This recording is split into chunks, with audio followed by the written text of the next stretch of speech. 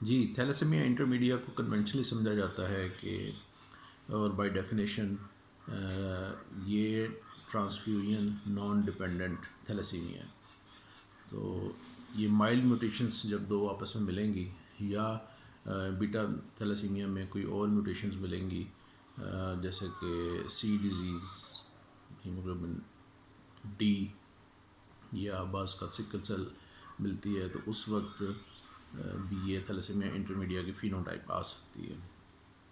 تو اس میں یہ سمجھا جاتا ہے کہ اس میں ٹرانسفیوژن کی ضرورت نہیں ہے، اور ہونا بھی یہی چاہیے، لیکن ہم اپنی پریکٹس میں دیکھتے ہیں کہ تھیلیسیمیا انٹرمیڈیا کے بہت سارے پیشنٹس جو ہوتے ہیں وہ انیشلی تو ان کی ٹرانسفیوژن کی ڈپینڈنٹ نہیں ہوتی، لیکن وہ بعد میں ریگولر ٹرانسفیوژن پہ آ جاتے ہیں۔ ریگولر ٹرانسفیوژن مین لیس دین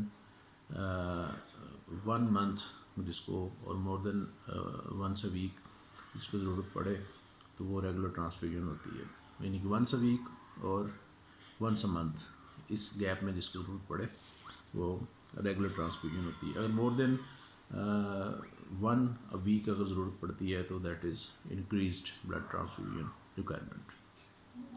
ہوتا یہ ہے کہ میں ایک لے مین لینگویج میں اگر میں بیان کروں تو ایک نارمل بندے کے اندر جو ریڈ سیل کی پروڈکشن ہے وہ 30% ہوتی ہے اس کی بون میرو میں، باقی وائٹ سیل اور باقی دوسری چیزیں ہوتی ہیں۔ تھیلیسیمیا مائنر میں یہ 60% تک چلی جاتی ہے، 60-70% تک، اور تھیلیسیمیا انٹرمیڈیا میں یہ کوئی 80-90% تک چلی جاتی ہے، اور جو تھیلیسیمیا میجر ہے اس میں تو تقریباً ہوتی ہی آپ 100% ہی سمجھ سکتے ہیں، اکا دکا ہی وہ وائٹ سیلز ہوتے ہیں۔ تو اس کا مطلب یہ ہے کہ تھیلیسیمیا مائنر میں، چونکہ انٹرمیڈیا کی بات کر رہے ہیں، تو انٹرمیڈیا میں تقریباً جو ریڈ سیلز کی پروڈکشن ہے وہ 3 Times of a normal person ہے۔ تو ہم گاہے بگاہے دیکھتے رہتے ہیں کہ نارمل پرسنس بھی ہوتے ہیں جو ان کو فولک ایسڈ، B12 وغیرہ کی ڈیفیشنسی ہوتی رہتی ہے۔ تو ان پیشنٹس میں جن کی ریکوائرمنٹ ہی 3 گنا زیادہ ہے، ان میں ڈیفیشنسی اور زیادہ ہوتی ہے۔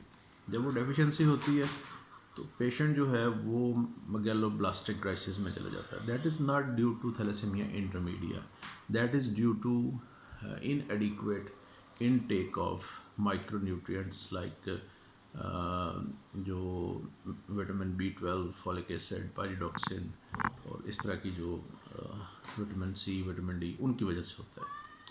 تو اب ہمارے پاس تھیلیسیمیا انٹرمیڈیا کے پیشنٹ آتا ہے، پتہ چلتا ہے کہ اس کو پہلی ٹرانسفیوژن 10 سال کی ایج میں ہوئی تھی، ایک ایگزامپل کے طور پہ بتا رہا ہوں، اور وہ اب اس وقت 13 سال کا ہے، اور وہ اب ریگولر ٹرانسفیوژن کے اوپر ہے۔ تو اس کا مطلب یہ ہے کہ 10 سال تک اس نے کوئی بلکہ ان کو ڈائگنوسس ہی 10 سال کی ایج میں ہوا، جب دیکھا کہ بچہ تھرائیو نہیں کر رہا اور اس کی مائل سٹونز تھوڑے سے پیچھے جا رہے ہیں، اور ہیموگلوبن جو پیل ہے بچہ ہیموگلوبن کراتے ہیں تو وہ آ جاتی ہے 6-7 کے قریب۔ تو اس وقت جب اس کی اگر کسی قابل بندے پیڈیٹیشین کے ہاتھ چڑھ جائے تو وہ اس کا الیکٹروفیسس کروا لے گا یا پیریفرل سمیئر کروا لے گا، ورنہ اس کو بلڈ لگ دے گا، اور وہ پھر ڈائگنوسس میں پھر اس کے پرابلمز ہیں وہ ہم گاہے بگاہے ڈسکس کرتے رہتے ہیں۔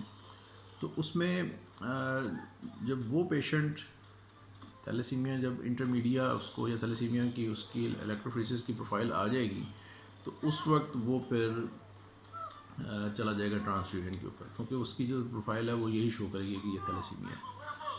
تو اس وقت ان بچوں کو ہمارے پاس کیسز آتے رہتے ہیں کہ ہم ہائی ڈوز میں 1 سے 2 مہینے کے لیے vitamin B12، folic acid, vitamin D, vitamin C, calcium اور فاسفیٹ، یہ اورل یا انجیکٹیبل جو بھی ہم روٹ دیکھتے ہیں اس کے تھرو دیتے ہیں۔ انجیکٹیبل روٹ اچھا ہوتا ہے بعض چیزوں کا، جیسے کہ B12 ہے، اس کا انجیکٹیبل روٹ بہت اچھا ہے، تو وہ اس کو دیتے ہیں۔ پیشنٹ کی ڈریسٹیکلی امپروو ہوتی ہے کنڈیشن، بہت تیزی سے پیشنٹ امپروو کرتا ہے، اور اس کی ہیموگلوبن 8-10 پہ جا کے 7-8 پہ جا کے وہ اسٹے کرتی ہے۔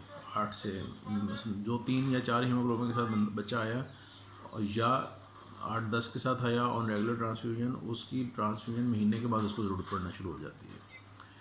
یہاں پہ پھر رول آتا ہے ہائیڈروکسی یوریا کا۔ یہ اخباروں میں بھی خبریں آتی رہتی ہیں، میں پچھلے ویلاگ میں بھی بتا چکا ہوں کہ ہائیڈروکسی یوریا کا رول ہے تھیلیسیمیا کے اندر اور سکل سیل ڈیزیز کے اندر. تو وہ جب تھیلیسیمیا کے اس طرح کے پیشنٹ جب ان کو ایک دفعہ اینٹی بائیوٹک کا ٹرائل دے دیں، مائکرو نیوٹرینٹ کا ٹرائل دے دیں اور وہ امپروو کر دیں، پھر ہم ان کو ہائیڈروکسی یوریا کا ٹرائل دیتے ہیں. ان کی جینیٹک پروفائل بھی ہے، وہ کرواتے ہیں، اس میں کچھ فیوریبل میوٹیشن ہوتی ہیں. اس پہ بھی میں ایک ویلاگ کر چکا ہوں، وہ بھی آپ پیچھے سے دیکھ لیجیے گا. تو اس کو ہم یہ دیتے ہیں، ہائیڈروکسی یوریا دیتے ہیں، وہ پیشنٹ اور زیادہ امپروو کرتا ہے. وہ پیشنٹ 10+ مینٹین کرنا شروع کر دیتا ہے وداؤٹ ٹرانسفیوژن. اور بعض پیشنٹس میں چونکہ ہائیڈروکسی یوریا ایک سائٹو ریڈکٹیو ڈرگ بھی ہے، تو بعض پیشنٹ کو سوٹ نہیں کرتی ہے، تو اس کے سائیڈ ایفیکٹس آ جاتے ہیں. تو پھر ہم تھیلیڈومائڈ کا جو نا وہ ایک ٹرائل دیتے ہیں پیشنٹ کو. تو تھیلیڈومائڈ کا میں علیحدہ سے بھی ایک کروں گا ویلاگ، 2-3 منٹ کا ہی ہوگا. تو تھیلیڈومائڈ کا ٹرائل دیتے ہیں. میں نے وہ بھی پیشنٹس کو دے کے دیکھا، پیشنٹ اس کو بھی رسپونڈ کرتے ہیں. 2-3 پیشنٹ کو میرے اس وقت چل رہا ہے تھیلیڈومائڈ، تو وہ دیتے ہیں اور پیشنٹ امپروو کرنا شروع ہو جاتا ہے. تو جہاں تک یہ بات ہے کہ چونکہ یہ تھیلیسیمیا ہے، یہ ایب نارمل ہیموگلوبن ہے، ہیموگلوبن مینٹین نہیں کرتی صحیح طریقے سے اپنے آپ کو، اس میں بریک ڈاؤن زیادہ ہوتا ہے. تو ایونچولی 25-30 سال 40 سال کی ایج تک جاتے جاتے تو ٹرانسفیوژن ڈیپینڈنٹ ہو ہی جاتے ہیں. لیکن بہرحال ایک پیشنٹ کو جو کہ 7-8 سال کی ایج میں ہم کوالٹی آف لائف اس کی اچھی دیں اور وہ 35-40 سال تک جائے، اور جا کے ایک بچہ جس کو 7-8 سال کی ایج سے ہی ٹرانسفیوژن کے اوپر رکھ لیں اور وہ 12-14 سال سے زیادہ سروائیو ہی نہ کرے، تو اس میں فرق تو ہے. پر تو جو تھیلیسیمیا ہے اس میں جو ٹریٹمنٹ ہے وہ تو ظاہر ہے کہ اس طرح نہیں ہے اسٹیم سیل ٹرانسپلانٹ کے علاوہ، لیکن یہ ہے کہ ان کی کوالٹی آف لائف کو بہتر کیا جا سکتا ہے پیشنٹس کو. تو یہ تھا کچھ تھیلیسیمیا انٹرمیڈیا کے بارے میں.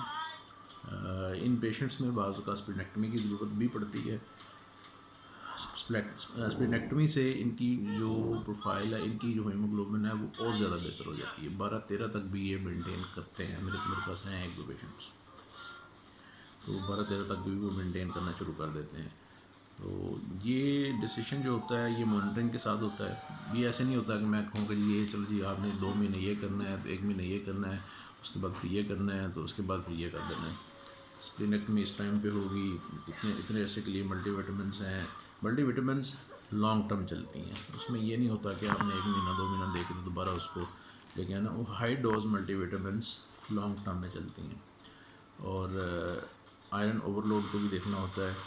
اور اس کے بعد ڈائٹ جو ہوتی ہے ان تھیلیسیمیا انٹرمیڈیا میں لو آئرن ڈائٹ پیشنٹ کو دینی پڑتی ہے، اور ہائی فائبر ڈائٹ دینی پڑتی ہے. اور ساتھ ساتھ میں ان میں ڈائجیشن کے تھوڑے سے پرابلمز آ جاتے ہیں. اسپلین لارج ہونے کی وجہ سے اسپلین جو ہوتی ہے وہ تھوڑا سا اسٹمک کو پش کرتی ہے. وہ جو پش کرتی ہے تو ارلی سٹائٹی، یعنی کہ پیٹ جلدی بھر جاتا ہے. تو اس طرح کے پیشنٹس کو اسمال میلز کے اندر دن میں 6 دفعہ کھانا کھلائیں، 2-3 دن والے کر کے، تاکہ ان کا انرجی لیول تھوڑا سا بہتر ہو. اور اسپلینیکٹمی دیکھا جا سکتا ہے کہ اگر رسپونڈ نہ کرے میڈیکیشن کو اور ٹرانسفیوژن کی ریکوائرمنٹ بہت زیادہ بڑھ جائے، تو پھر اسپلینیکٹمی کا جو آپشن ہے وہ زیر غور لایا جائے. Thank you very much for following.